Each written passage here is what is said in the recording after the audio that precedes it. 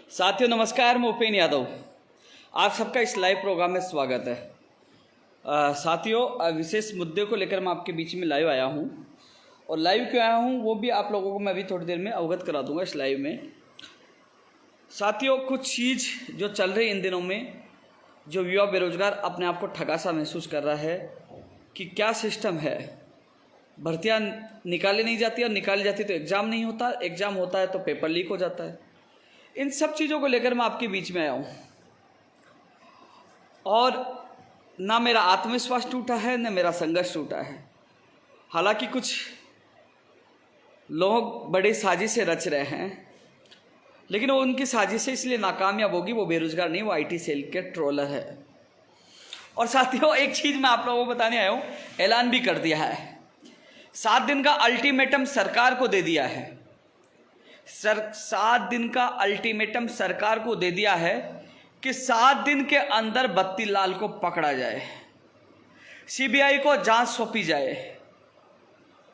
SI भर्ती का मामला हो चाहे रीट भर्ती का मामला हो। अचानक मैं लाइव आया हूँ, 786 लोग जुड़ चुके हैं, धीरे धीरे काफ़ी लोग अब 800 हो गए हैं, जुड़ रहे हैं।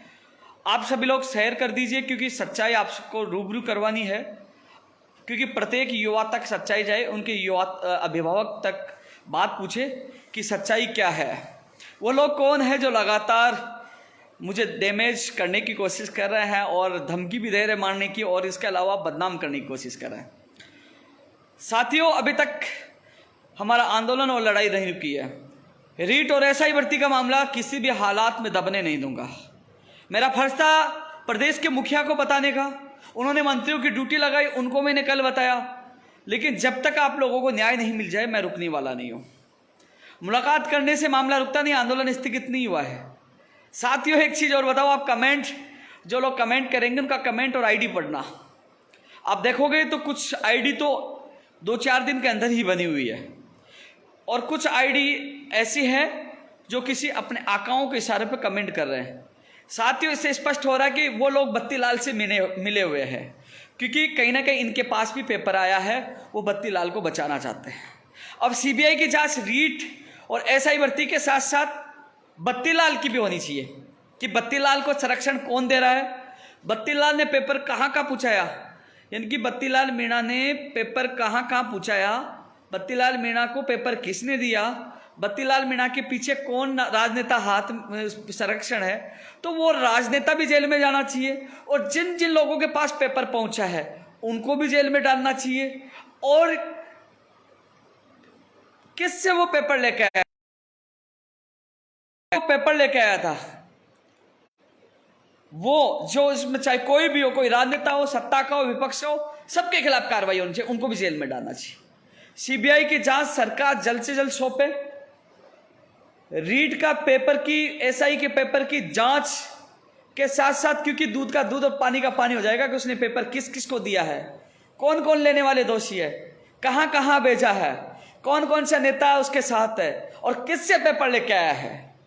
साथियों, कमेंट कई लोग आप देखना, खोलोगे तो शायद उससे ही जुड़ा उनका लिंक मिलेगा। वो लोग, मुझे अब समझ में आया कि 3 दिन से मेरे ऊपर अटैक क्यों किया जा रहा है, 3 दिन से मुझे सरकार का दलाल और गुलाम और बदनाम मुझे क्यों किया जा रहा है, क्योंकि मैं किसी के बाप से नहीं डरता। सरकार के खिलाफ आज ही चैलेंज किया, आज ही अल्टीमेटम दिया है, 7 दिन का समय सरकार को दिया है।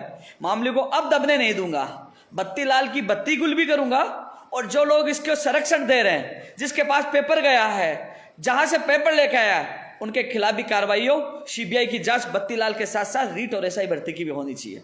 7 दिन का अल्टीमेटम दिया कि 7 दिन के अंदर बत्तीलाल को पकड़ा जाए, और उसके तार कहां कहां तक है उसकी भी जांच होनी चाहिए, सीबीआई से जांच होनी चाहिए।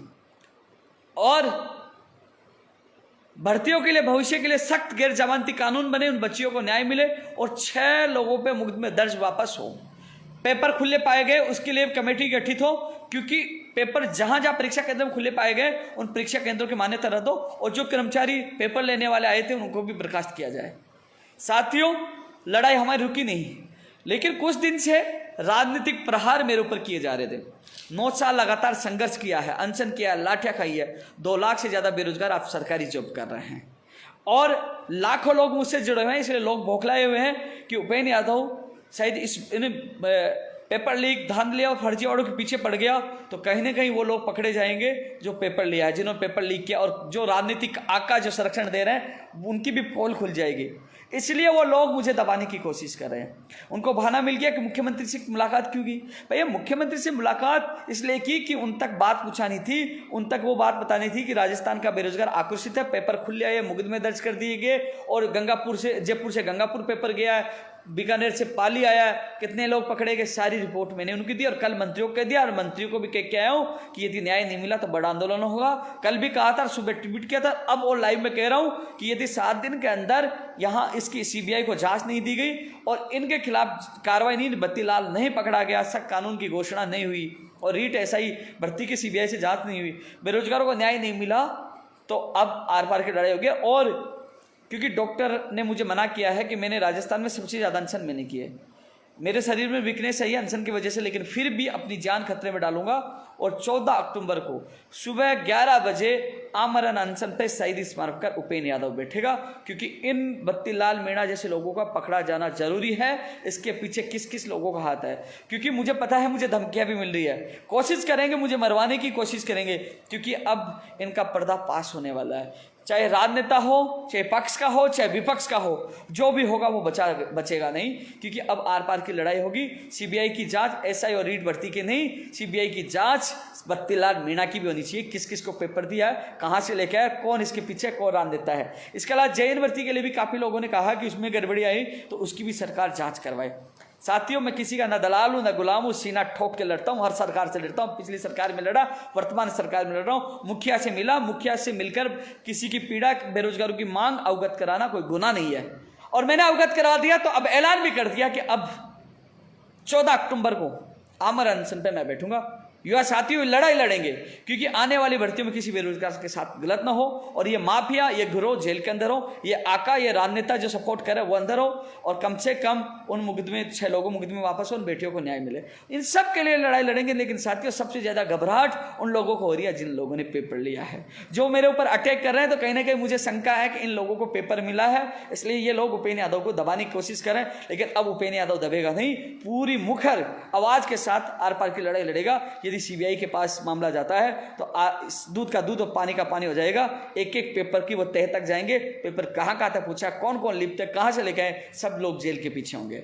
इसलिए साथियों, ये लड़ाई हम सब मिलकर लड़ेंगे। सभी साथियों से मेरा निवेदन है कि आप लोग इनकी बेखौफ नहीं है। ये लोग जानबूझकर मेरे ऊपर अटैक इसलिए कर रहे थे क्योंकि ये भी जो अटैक करने वाले कहीं ना कहीं बत्तीलाल से कनेक्शन है। ये डर रहे हैं कि बत्तीलाल पकड़ा गया तो इनका कनेक्शन का भी पता लग जाएगा, और जो अपने लोगों को पेपर देकर अपने लोगों को नौकरी लगाने चाह रहे हैं, उनकी मंशा भी पूरी नहीं होगी। इसलिए साथियों, एसआई और रीट की भर्ती की सीबीआई से जांच के साथ बत्तीलाल मीणा की भी सीबीआई से जांच होनी चाहिए कि कौन कौन राजनेता कहाँ कहाँ पेपर गया, किसको दिया है। तो साथियों, इस वीडियो को ज़्यादा शेयर करना है।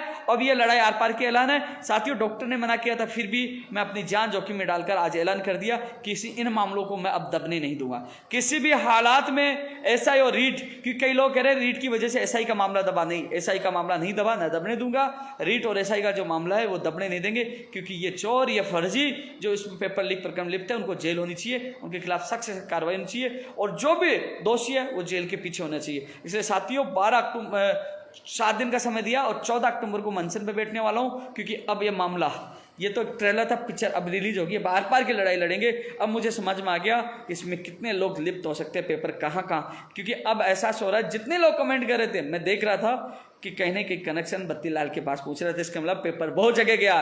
अब बत्तीलाल का पकड़ा जाना जरूरी है, जिससे पेपर का पता चले पेपर कहाँ कहाँ गया है। साथियों, आप सबको मुखर आवाज में साथ देना है कि बेरोजगारों को न्याय मिले, जल्द से जल्द सीबीआई को जांच हो और बत्तीलाल जल्द से जल्द पकड़ा जाए, जिससे इनके आका और संरक्षण देने वाले नेता भी जेल के अंदर हो। तो साथियों, लड़ाई अब रोचक हो गई है। 14 अक्टूबर को सुबह 11 बजे शहीद स्मारक पर मैं आमरण अनशन की घोषणा मैंने कर दिया, सरकार को अल्टीमेटम दे दिया। पैर कह रहा हूं, दलाली नहीं कर रहा, दब नहीं रहा। किसी दलाली करता है ना, वो सरकार के खिलाफ नहीं बोलता, अल्टीमेटम नहीं देता, जो वो गुलामी करता है, चापलूसी करता है, क्योंकि मैं ईमानदार हूं, और सीना ठोक के कह रहा हूँ, अल्टीमेटम दे रहा हूँ सरकार को, यदि 7 दिन के अंदर इनको पकड़ा नहीं, 7 दिन तक बेरोजगार को न्याय नहीं मिला तो 14 अक्टूबर को उपेंद्र यादव वह अनशन पे शहीद स्मारक का बैठेगा।